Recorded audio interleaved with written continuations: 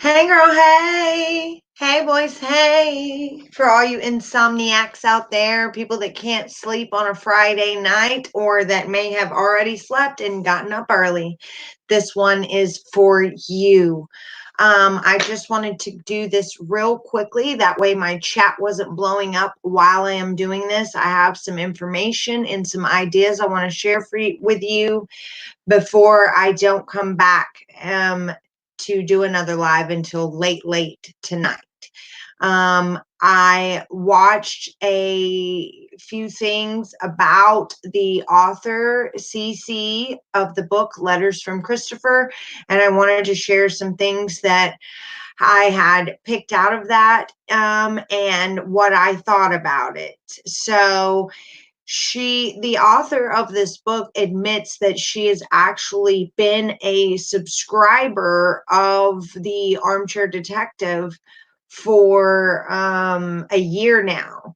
So she says that she does just want to tell the truth. And well, I have some ideas that I have to share before I do go to sleep because I'm afraid that I'll forget them.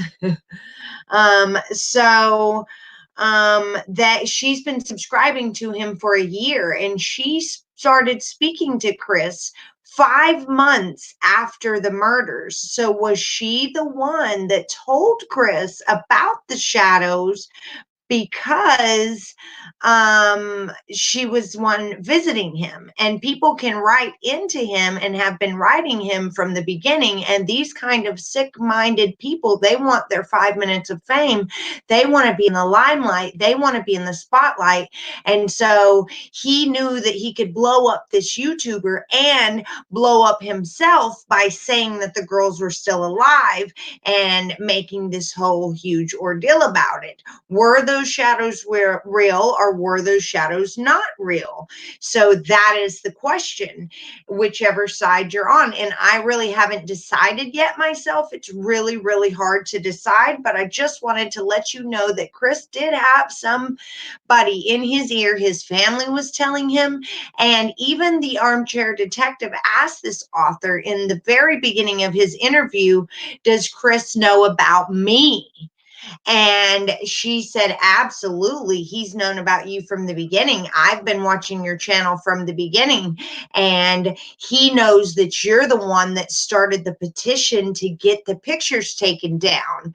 And so this probably really hurt Chris, because the man that he just made famous by saying that those shadows were real is trying to get his pictures of his family removed from his prison. And we all know that he got really mad that people were trying to take his pictures down and sign this petition. So was it because the shadows were real, or was it because the shadows weren't real and Chris was just mind blowing us all by saying that this person was actually telling the truth? And it blew it up even more, and people were even more shocked. So Chris was in the limelight even more. But that's just one of my thoughts. My opinion does align with theirs, though, the author and Armchair's, because I do think that he did kill the girls twice. Because why would he get into that graphic of detail of the trauma that they experienced and all of that? Because it makes him look bad. And remember, he doesn't want to look bad. That's why he came up with this whole reform thing, and that he's a born again Christian, is because he don't like to look bad. So that's the other side of it that makes me think that maybe the shadows are real, and that he told us that because it's the truth, because it really doesn't put him in a good light. That's the other side of it. But she admits that in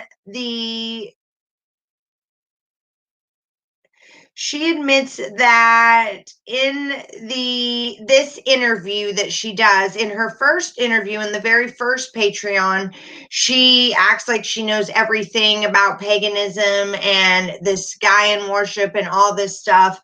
And by the way, from what I have heard from other pagans, I don't like like to push my religion on people, so I don't have other religions push theirs on me. But I heard that pagans are getting a bad rap for this, and that they believe in love and light and not putting ill will on people and all that, that they're not devil worshipers. And so I just wanted to put that out there, and that this channel doesn't promote Christianity, and it doesn't promote paganism. It doesn't promote atheists or agnostics. We're going to just keep all of that out of the channel, just so we can all get along. And so I wanted to make sure that I said that. And so she says in her second interview that she doesn't really know a whole lot about this, but she wrote a whole chapter on it. And she thinks that Chris Watts picked her because he could see that she was empathetic in her letters, and that she might have been easy to manipulate. And she says that he did manipulate her, and that she has the texts that were put out about her sending to Cindy and Jamie. She says that they were altered, and that's really something pretty easy to do, and that the Watts attacked her. And I feel like if this was true, she would have brought forth those texts that proves her innocence in the very beginning, and been like, oh yeah, you guys got those? Well, look what I've got, and produced texts to show that those texts were altered.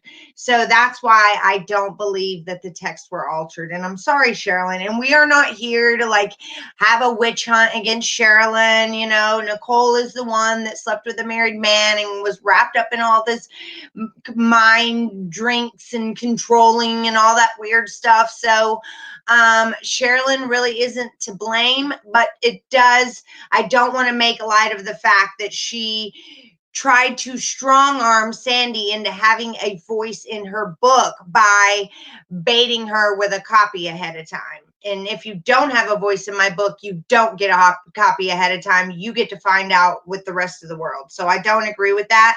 But I don't agree with everybody bashing her and going after her and giving her death threats and all of that. That's ridiculous. And I do not promote that in any way, shape, or form. So she says that she wanted to reach out to Sandy, but her lawyers were the ones that told her not to. And she said that that there could be an open case on other people that might be involved. She says that they could be investigating other people, and brings up the Discovery being redacted daily. She tells the other YouTuber that she did this almost 3 hour long interview on that he is on the right track, and that he is actually helping the FBI, you guys. And that the author says she does not talk to anyone from the family anymore now. She admits that Anna was the one that put the idea of the demon possession in Chris's head, and he ran with it from there. And I already told you that before she even had a chance to read the chapter, Armchair pretended like he didn't know if Chris knew what Chris was anxious about in the Nate footage when he was watching the footage of him backing his truck up. So before she even let her read the chapter, he said, so let me ask you one thing. What was Chris so nervous about standing in front of that TV that day, or whatever, however he put it? And he wanted her to say, the shadows.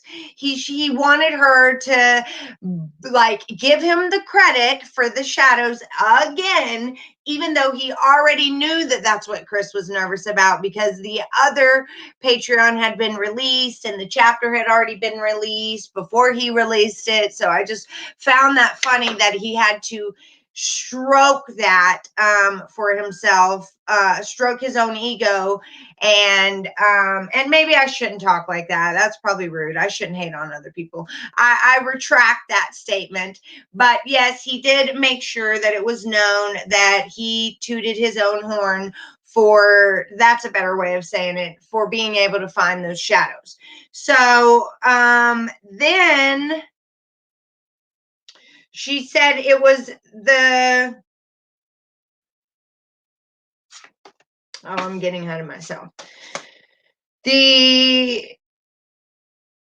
author said that AD was the one that showed her these shadows, that she saw the shadows from AD and then went and visited Chris.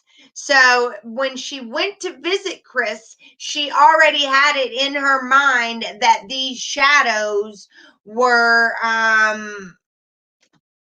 part of this investigation and that Chris had admitted to it in his February confessions.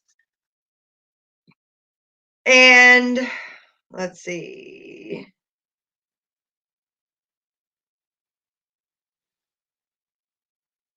The author hopes that the book helps the Ruseks get rest from being able to clear Shanann's name from the book. And unfortunately, the author did not do that with the book. The confession in Wisconsin did that, and her name had already been cleared. But she's saying now that her book is out, no one is saying that Shanann killed the girls now. She's saying that because of her book, it alleviated people believing Shanann killed the girls, but Chris admitting that he did it and clearing Shanann's name with the FBI, the CBI, and the Frederick Police Department was what did that. But let's go ahead and toot your own horn and say that it was because of you. All right. She says that people don't say, oh, I already told you that. She also thinks that Bella was alive when she was put in the tank because of the oil in her lungs. But wasn't Bella only submerged in a very small amount in her oil battery? The author, but you can drown on a teaspoon of water. So I guess that small amount really doesn't matter. An author was allegedly told by Cindy that Shanann had a DHS case opened and there was fake documents circling the internet, you guys, and they were made up by somebody, and Cindy actually believed them. Even the liar Chris said that that was not true when he could have lied and said it was. Cato admits that what I said, that if the oxy was, I had said a while back that if the oxy was given to her in North Carolina, it would not have shown up in her autopsy because it's out of your system within 5 days at the most. So this makes everyone believe that he did give it to her the day of the murders and in North Carolina. And the alcohol that showed up in her toxicology report would be from body decomposition, and it is a natural, normal process. It was a normal level of alcohol for body decomp. He gave her the oxy the night of the murder, and it possibly could be redacted from the autopsy because we see lots of stuff redacted from the discovery.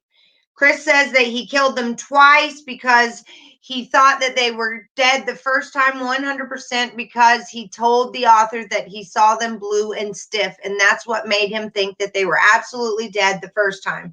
But I wouldn't think that they would go stiff except maybe when he was trying to smother them. But I guess he just, if it is true, he just smothered them unconscious the first time and they weren't all the way gone. And he did not get on top of Shanann at all to kill her. She was on her left side, laying there looking at him. They were having their emotional conversation. He said, I don't love you anymore. And he strangled her, laying on the other side of her. I guess that would put him on his right side if she was on her left side. And those were the last words she heard before her husband killed her.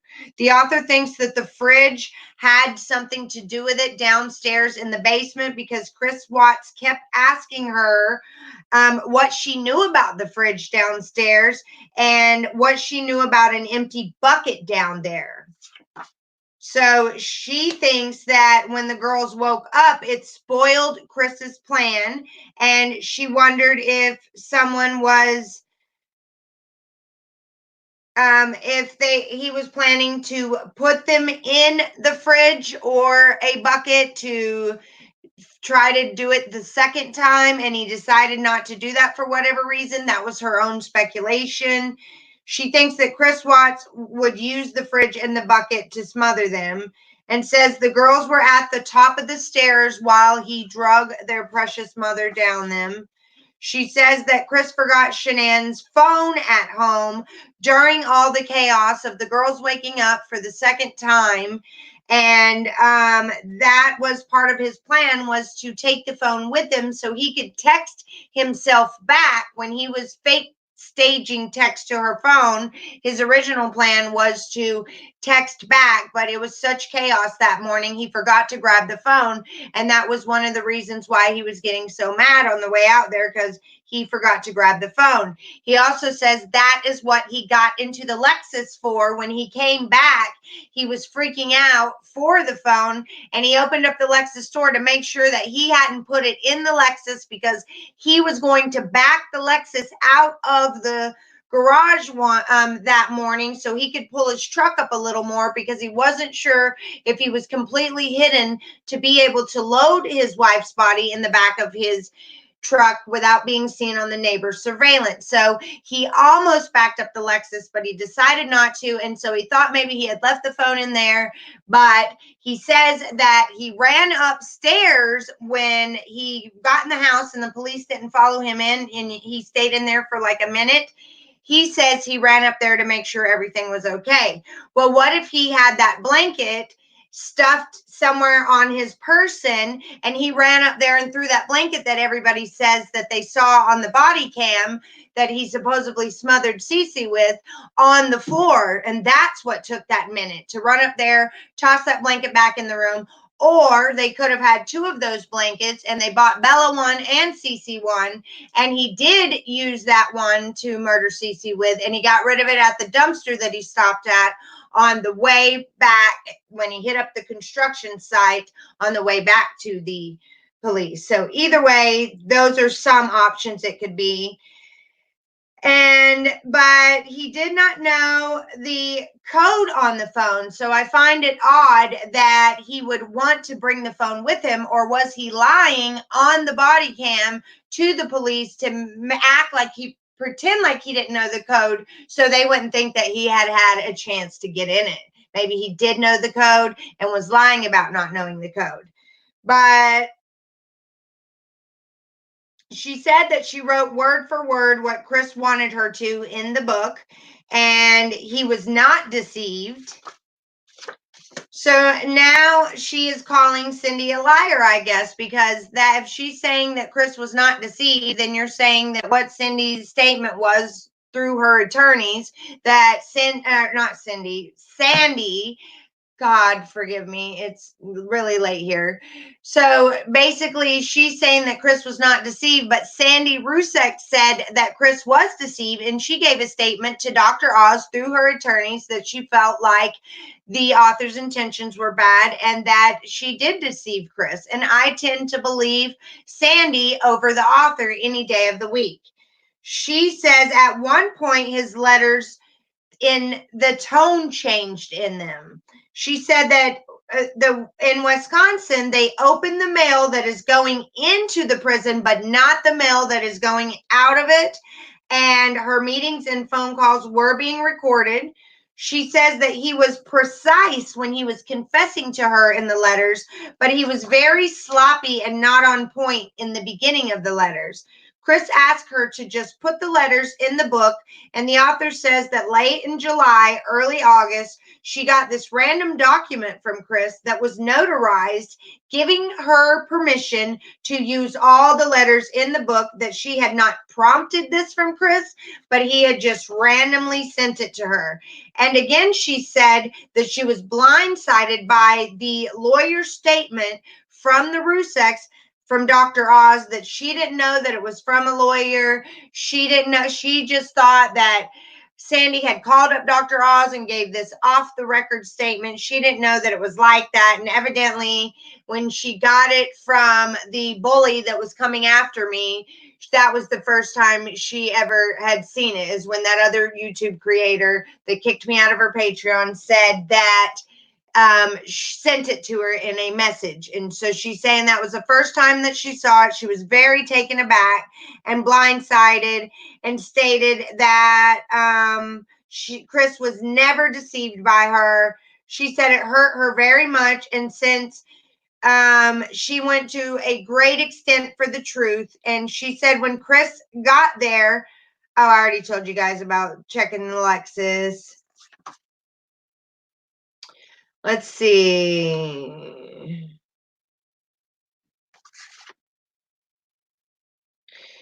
The author says that in the visiting room while she was visiting Chris, he heard a 3-year-old child crying from bumping her head while she was visiting her father, and that it really bothered Chris, and it like he got like unnerved or whatever from it, and she thought that it was a sign of remorse. I don't know where she got that from, but it was very odd that she said that he came unglued. And if you guys notice, everyone's wondering how she was able to get this diopatase crystal in Chris's drink. And I was thinking about this just the other day. Man, I need a water. Hold on.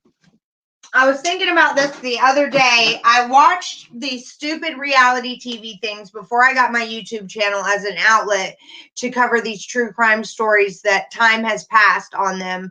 And I was watching I think it was Married at First Sight or something like that. And there was this girl on there that practiced this ritual of putting water outside so the moon could shine on it. And I thought that maybe, and she would drink this moon water as this cleansing healing thing, and maybe they put the crystal diopatase, the healing crystal that is supposed to do all that open your mind stuff, in the water and let it sit out in the moon, and maybe that's what it's able to do. But then there's this other stuff that's illegal in the United States and Russia that starts with an A that it could have been, and Chris was just confused about the diopatase and that it was just a crystal that NK wanted and not something that she was putting in the drink. So I just wanted to share that with you guys. And that diopatase was supposed to be used for the awakening prep, and that they opened up some crazy portal that they shouldn't have been messing with because they were like complete amateurs at this Kundalini awakening thing that they were messing with. And again, I do not want, the pagans are really upset about this and that they're getting a bad rap for being devil worshippers because NK, this mistress that did all this bad stuff. So I just want to let you know that if you research pagans, they have been around before, like Christmas and Easter and all of that. And we have to show support to everybody's personal belief and not get involved in that. That is not any of our business if somebody's a pagan or if someone's a Christian or if someone believes in God or they're agnostic or atheist. We're not going to bring any of that to the channel because that just gets everybody arguing and being hateful. So we won't discuss that kind of stuff. But I wanted to, clear the slate for anyone that practiced paganism, because evidently it's really like they don't put any ill will on people, and they're getting a bad rap for this weird cult thing that's going on. So the author says that they were doing things weird sexually and to extremes with Chris and NK, that it would get him a rush and heighten the climax. And again, things that Chris said were so horrible and so bad that he told his family and this author that he would take it to his death about what happened over there. And she said that the author thinks that she was the one that was deceived, not Chris, because she was thinking that he was a victim in the beginning of like maybe Thrive or that of Nikki or all this stuff. But now in the end, she knows that it was 100% his fault. And so she thinks she was deceived. And she said that she has really bad nightmares now and that they are getting worse. And her husband hears her groaning in her sleep. And that Chris's sister, by the time she stopped talking to him, had not been to visit him yet. And she said that she does not believe that Chris's audio saying that the oxy came from the basement was on his own doing. She thinks that was forced and that he seemed very mad in that audio, if it was even him. And that Cindy was the one that started the rumor early on and told the author in the beginning that Shanann Watts was the one that was a script junkie, that Cindy Watts said, or Chris Watts told her, the author, that that was not true. And we all know that he's a liar and would love to demean Shanann or throw her under the bus. But he did say that once they moved to Colorado and she started taking Thrive, that she quit taking all her medicines, and that that was not true, what Cindy was spreading about Shanann, that she was not a prescription junkie. And she says that she has text of Cindy saying all this, but I feel like when they raked her across the coals with her text, that she would have produced these texts as well if Cindy really did say that. The author says that Chris sounds mad in that audio, and if he tricked her, Shanann, with headache meds in North Carolina. She didn't say this. I thought about this. Everyone's saying that she got 180 milligram oxy. But if he is tricking her and saying that they're headache medicine, we all know that sometimes you have to take 2 or 3 of a pill when it comes to these over-the-counter products for headaches, because they could be just 100 milligrams, and you can take up to 800 milligrams of ibuprofen. And so when you have 100 milligram Advil, you're going to want 3 of them or 4 of them. And we don't know that he didn't trick her and say they were just over-the-counter headache medicine and give her 3 80 milligram Oxycontins. So while Shanann was sick, the author admits that Chris did tell her this is when he was calling Nikki and staying on the phone with her because she was throwing up, and he had all this time to do so. And that NK did speak to both Chris's parents, that Chris did tell her that. He admitted that she called both of his parents and said that Chris's sister made him write the letter before the murders because of her hate for Shanann. But we all know, if you've been on my channel since the beginning, when I broke down the synopsises of the book, the author put it in the book that Chris was mad at Shanann and that he wrote that letter and left it with Jamie, his sister, because he was mad at her and wanted her to look bad. So which is it, Sherilyn? Is it what you said on this YouTube channel of this other YouTuber, or is it what you put in your book? It's like contradiction after contradiction. And she also says that the paper that letter was written on looks like it was written on prison paper, and that he sent it to them from prison after the murders.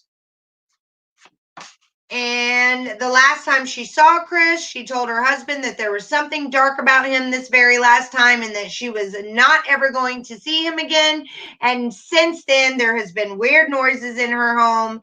And she says that the family is aware of a man who talked about shadows, and the petition from the beginning, the family knew about the armchair detective, you guys. And so it makes me wonder if Chris was fed the story about the shadows and then fed it to us. And that's why he has not wrote him back. All of you guys that said the armchair detective has written Chris, it's because he is never going to write him back, because he knows that he was the one that started the petition to get his pictures taken down, you guys. So if he, don't hold your breath for a letter from Chris AD. And I still subscribe to him, and I still watch AD. Everybody doesn't have to agree with everybody to have respect for each other. Let's see. What was my last thought? He is taking credit for getting the investigators to go back and talk to Chris, though. He's saying that his shadow ordeal is what got investigators to go back and talk to Chris, even though we all know that it was because they wanted to know if NK's involvement went any further than it did. And Chris loves being in the spotlight, and so he could have went as far as trying to get his 5 minutes of fame through 80's moment of fame by saying the shadows were real. So, is there anybody I need to block?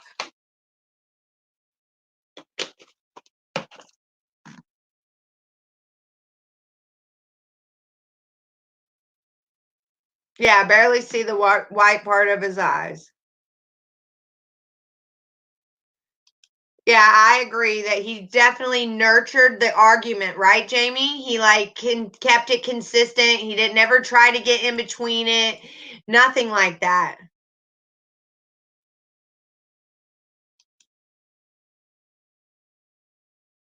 Yes, that is exactly what Cato said, and that is why I'm saying that here, Roxanne, so everybody can decide for themselves. But yes, Cato's saying they're altered.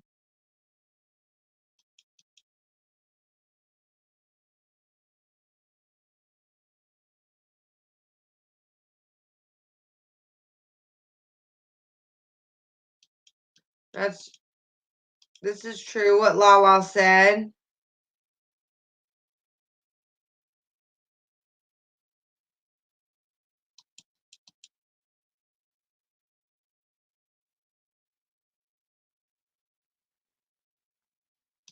Yeah, it is super weird, this cult and NK being involved the way that she is. It's just super creepy. And she's floating around YouTube, you guys. She is looking up what people are saying about her because she is a narcissist just as much. No, Jackie, I only check my email once in the morning while I'm drinking coffee.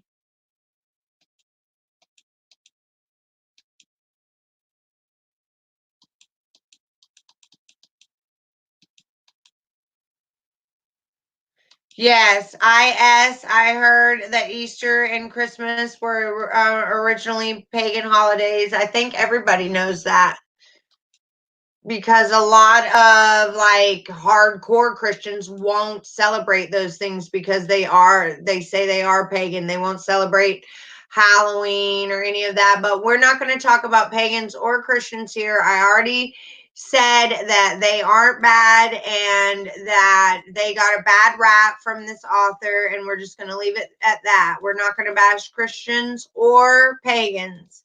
We are going to leave it out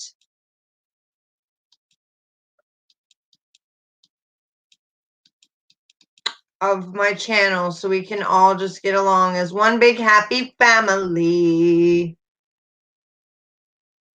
Yeah, he needs to go to Colorado, you guys. That's his worst fear is being in prison in Colorado. And so they need to make sure that his hiney gets there, you guys. They need to make sure that he gets to Colorado. Subscribe to my channel and like this video, you guys. I'm going to go ahead and jump in the bed. I have a long day tomorrow. I have an hour-long Nicole Kessinger's second phone interview that I'm going to write out word for word and bring it to you guys in a live so we can all pick it apart and get all of your ideas and what you think. And again, we are open to each and every theory, each and every idea. We all get along here. We all want to know what each other has to say.